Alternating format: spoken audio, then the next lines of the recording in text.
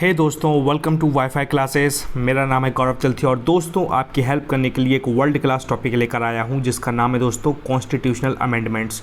दोस्तों आप किसी भी एग्ज़ाम की तैयारी कर रहे हो, चाहे वो यूपीएससी का एग्ज़ाम हो, चाहे वो एमपीपीएससी का हो, चाहे वो एसएससी का हो या दुनिया का कोई भी एग्ज़ाम हो, पॉलिटी सब्जेक्ट में दोस्तों कॉन्स्टिट्यूशनल अमेंडमेंट से हर बार एक ना एक क्वेश्चन बनता है क्योंकि बहुत ही ज़्यादा इंपॉर्टेंट टॉपिक है। तो अगर आप ईमानदारी से इसको पढ़ लेंगे तो आपके 2 नंबर पक्के हो जाएंगे, ये गौरव तिलथिया का वादा है। तो बिल्कुल अर्जुन की तरह, एक योद्धा की तरह फोकस्ड हो जाओ और अपने 5 मिनट 7 मिनट यूज़ करके जाने, कुछ सीखना दोस्तों, तब मुझे खुशी मिलेगी और आपका भी काम अच्छा होगा। चलो भाई स्टार्ट करते हैं। बात चल रही दोस्तों कॉन्स्टिट्यूशनल अमेंडमेंट एक्ट की। मैंने फ़ोटो खींच के आपको पढ़ा रहा हूँ ताकि आपको ये लगे कि हम लोग बुक ही पढ़ रहे हैं। चाहता तो मैं उसको टाइप कर देता, लेकिन आपको बिलीव नहीं होता, इसलिए बुक का फ़ोटो है ये। ओके चलो, तो दोस्तों सबसे पहला क्वेश्चन एक आ सकता है कि भैया फर्स्ट अमेंडमेंट एक्ट कब आया था? 1951 में आया था। ये क्वेश्चन इंपॉर्टेंट है क्योंकि दोस्तों अपने जितने भी अमेंडमेंट हुए सबसे पहला तो आपको पता होना चाहिए ना, सबसे पहला कौन सा और सबसे लास्ट कौन सा है। इसलिए ये पता होना चाहिए कि पहला अमेंडमेंट एक्ट 1951 में आया था। पहली बात, उसमें हुआ क्या था दोस्तों, ये इंपॉर्टेंट बात है, एडेड 9th शेड्यूल। तो दोस्तों आपको 2 बात याद रखनी है कि एग्जामिनर पूछेगा भैया फर्स्ट अमेंडमेंट एक्ट कब आया था? 1951, 1952, 1953, 1954। तो आपको पता होना चाहिए 1951 में भाई साहब पहला अमेंडमेंट एक्ट आया था, जिसमें हुआ क्या था, इस अमेंडमेंट के तहत 9th शेड्यूल को जोड़ दिया गया था अपने संविधान में। एडेड 9th शेड्यूल, 9 कैसे लिखते दोस्तों, ये अपना 10 और ये 9 शेड्यूल को जोड़ दिया गया था। इस चीज़ को ध्यान रखिएगा, बहुत इंपॉर्टेंट बात है। दूसरी बात, ये एक इंपॉर्टेंट है 7th अमेंडमेंट एक्ट 1956। ये और करोड़ों रुपए का क्वेश्चन है, ये बिल्कुल 5 करोड़ का क्वेश्चन है। करोड़ों में इसलिए बात कर रहा हूँ ताकि आपको इसकी इंपॉर्टेंस पता चले। देखो भाई 7th अमेंडमेंट एक्ट 1956 सबसे पहले याद रखना, इसमें हुआ क्या था मैं बताऊंगा कैसे याद रखना है। Necessitated on account of reorganisation of states on a linguistic basis.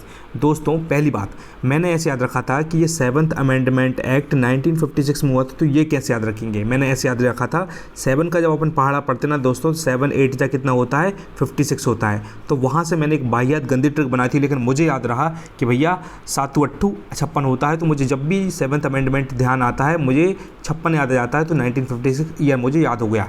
कल के दिन एग्जामिनर पूछेगा 7th अमेंडमेंट एक्ट कब आया था? 1956 में आया था, 1951 में आया था। तो आपको पता होना चाहिए 1956 में, क्योंकि 7 8 56, ऐसे आप इसको याद रखोगे। दूसरी बात कैसे याद रखोगे? दूसरी बात यह है कि भैया अपने राज्यों का पुनर्गठन हो गया था लिंग्विस्टिक बेसिस पे। जैसे क्या हुआ था 1953 पे आंध्र प्रदेश बन गया था दोस्तों, 1953 के टाइम पे। तो जब आंध्र प्रदेश 1953 के टाइम पे बन गया था तो भैया बड़ी बड़ी कमेटी बैठ गई, फजल अली कमेटी और दुनिया भर की कमेटी।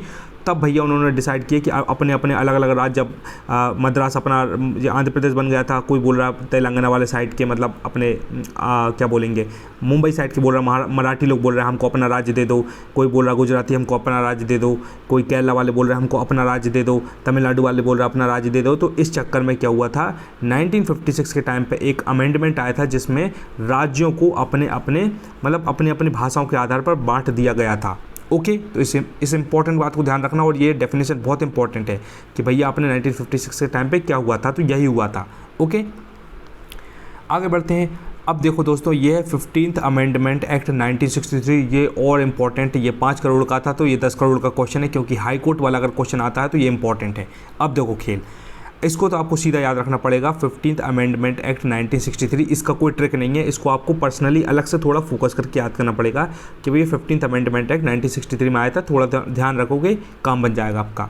इसमें हुआ क्या था दोस्तों, इसमें था एज ऑफ रिटायरमेंट ऑफ जजेस of high court has been extended from 60 to 62 years है दोस्तों। ये 65 ईयर नहीं है, प्रिंटिंग मिस्टेक है ये, इसलिए ध्यान रखना, स्पष्ट कर दे रहा हूँ मैं आपको।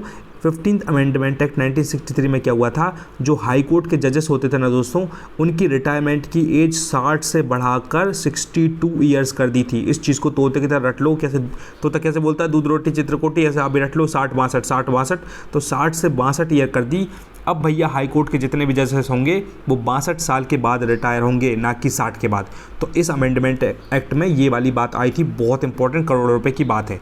अब देखो भैया आगे, 26th अमेंडमेंट एक्ट 1971 क्या हुआ था, ये भी इंपॉर्टेंट है, ये अलग से आपको याद करना पड़ेगा। हर चीज़ की ट्रिक नहीं बन सकती दोस्तों, जहाँ बन सकती है मैं बता देता हूँ, बाकी आपको समझदार हो, है ना, तो आप अपने हिसाब से इसको याद रखना कि 1971 के टाइम पे क्या हुआ था, 26th अमेंडमेंट एक्ट आया था, यही तो आपको याद रखना है। यही पूरे हिंदुस्तान में बहुत सारे लोग याद नहीं रख पाते, लेकिन आप रखना 26th अमेंडमेंट एक्ट 1971 में आया था। ओके, अब देखो खेल क्या हुआ इसमें, abolished the titles and special privileges of former rulers of princely state. जैसे मैं बताऊं, जैसे पहले के टाइम पे क्या होता था, जैसे किसी को टाइटल नहीं मिलेंगे अब, जैसे किसी को फ्रंटियर गांधी एक बंदे को बोलते थे जिसका नाम था खान अब्दुल गफ्फार खान, तो उसका टाइटल क्या था, फ्रंटियर गांधी। जैसे अपने महात्मा गांधी को बोलते हैं फादर ऑफ द नेशन, तो भैया कहीं ऐसा अब कोई टाइटल नहीं चलता, भले ही बोल देते हैं प्यार मोहब्बत में, लेकिन ऐसा कोई नहीं बोल सकता कि he is the father of the nation. ये टाइटल देना बंद हो गया, भले वो प्रधानमंत्री नरेंद्र मोदी हो, चाहे वो गांधी जी हो, चाहे कोई हो, किसी को टाइटल नहीं मिलेगा। टाइटल सिर्फ उनको मिलेंगे जो कि आर्मी से रिलेटेड कोई इंपॉर्टेंट बनते हैं, उनके एक्सेप्शन है कहीं कहीं के, लेकिन 99.9% आप इस बात को ध्यान रखिएगा दोस्तों कि ये टाइटल वगैरह अबॉलिश हो गया। अब किसी को नहीं बोलते, जैसे राजा वीर बहादुर सिंह, या जैसे राजा के नाम के आगे कुछ लगता था, समझ रहे होंगे आप मैं क्या बोल रहा हूँ। कोई भी, जैसे कैसे बता दूँ मैं आपको, जैसे ये वाला टाइटल था ना, खान अब्दुल गफ्फार खान, जैसे अपने रविन्द्रनाथ टैगोर को गुरुजी की उपाधि दे दी थी, तो अब भैया भले ही बोलते थे गुरुजी, लेकिन अब टाइटल चलते नहीं है, कोई किसी को टाइटल नहीं देगा, है ना। कोई फेमस इंसान भी होगा तब भी उसको टाइटल नहीं मिलेंगे, इस बात को ध्यान रखिएगा। बस इतना ही आपको इस चीज़ में याद रखना था, ठीक है। अब मैंने इसको कैसे रखा था दोस्तों, थोड़ी सी बाहियत ट्रिक है, लेकिन मुझे याद रहती है। क्या हुआ था, 26 को देख के मेरे दिमाग में आया 26 जनवरी, पता नहीं क्यों मेरे दिमाग में आ गया। मैं ऐसे ही बाहियत गंदी गंदी ट्रिक बनाता हूँ और याद रखता हूँ, तो आपको भी हेल्प मिलेगी। तो जब भी दोस्तों 26 जनवरी आता था ना, तो मैं सबसे पहले तैयार होकर अपने स्कूल में पहुँच जाता था, क्योंकि मुझे बड़ा अच्छा लगता था। बढ़िया फूल मूल लेकर अपने यहाँ वहाँ के गेंदा के फूल, ये बोल तुलसी के फूल तोड़ कर ले जाते थे, और वो झंडा की चौक पर ऐसे मैं डाल देता था फूल को, और मैडम की नज़रों में गौरव तिलथिया मस्त बिल्कुल फेवरेट स्टूडेंट बन जाता था। तो मैं ऐसी हरकतें करता था, जो मेरी क्वालिटीज़ थी आगे बढ़ने की, लोगों को इंप्रेस करने की। तो मुझे ऐसे याद रहा, गंदी ट्रिक थी कि 26 जब भी गौरव तुझे देखेगा, मैं क्या करता था, 26 जनवरी पे फूल पत्ते लेके सबसे पहले स्कूल में पहुंच जाता था, झंडे के पास जो चौक बनी होती ना ऐसी, जिस पे झंडा लगा होता, उस पे ऐसे बाजू बाजू फूल डालते ना, वो काम सबसे पहले मैं करता था, तब जाकर मेरा नाम चलता था। तो एक गंदी ट्रिक थी, लेकिन मुझे ऐसे याद रखा दोस्तों, तो मैंने आपको बता दिया। अब देखो, आपका टाइम वेस्ट नहीं करेंगे, बस यहाँ तक पढ़ेंगे, यहाँ तक, आज यहाँ तक पढ़ेंगे, खेल खत्म, ये कल से पढ़ाऊँगा, ये कल पढ़ाऊँगा। अब देखो, ये हो गया एक, ये भी इंपॉर्टेंट है 36th अमेंडमेंट एक्ट 1975। ये और मतलब ये 15 करोड़ का क्वेश्चन, 5 का भी नहीं, 10 का नहीं, 15 करोड़ का, और इम्पॉर्टेंट भाई साहब, क्योंकि सीधा एक ही अपना एक राज्य था जिसको राज्य का दर्जा प्राप्त हो गया था। तो 36th अमेंडमेंट एक्ट 1975 में, ये मैंने इतनी बार रिपीट किया, मुझे वैसे याद हो गया ये कि 36th अमेंडमेंट एक्ट 1975 में दोस्तों क्या हुआ, अपना छोटा सा सिक्किम है ना, जो अपना बाजू में नेपाल है और भूटान लगा हुआ है, तो वो सिक्किम छोटा सा जो अपना स्टेट है, उसको राज्य का दर्जा प्राप्त हो गया था। काफ़ी इंपॉर्टेंट बात है, सीधा सीधा एग्जाम में छपता है, ध्यान रखना दोस्तों। अमेंडमेंट है, 110% छपेंगे। आगे बढ़ते हैं। 44th अमेंडमेंट एक्ट 1978 में क्या हुआ था, सबसे पहले ट्रिक बता देता हूँ इसकी दोस्तों, जिसकी ट्रिक पता बता देता हूँ। 44th अमेंडमेंट एक्ट 1978 मैंने कैसे याद रखा, 44 को मैंने 4 + 4 कर दिया बराबर 8 होता है, इसलिए 1978 समझ में आया। 44 को मैंने 4 + 4 किया तो 8 बना, और 8 को मैं याद रख लेता हूँ 1978। एक बार फिर से बताता हूँ, जब भी मुझे 44 दिखता है तो मैं 4 + 4 करता हूँ, बराबर 8 होता है, तो फिर 1978 मुझे अपने आप याद हो जाता है। इसी तरीके से अगर मैं बोलूँगा भैया 42nd अमेंडमेंट एक्ट, तो 4 + 2 करूँगा बराबर आएगा 6, तो 1976 याद रहेगा। इस तरीके से मैंने दोनों अमेंडमेंट याद किए थे।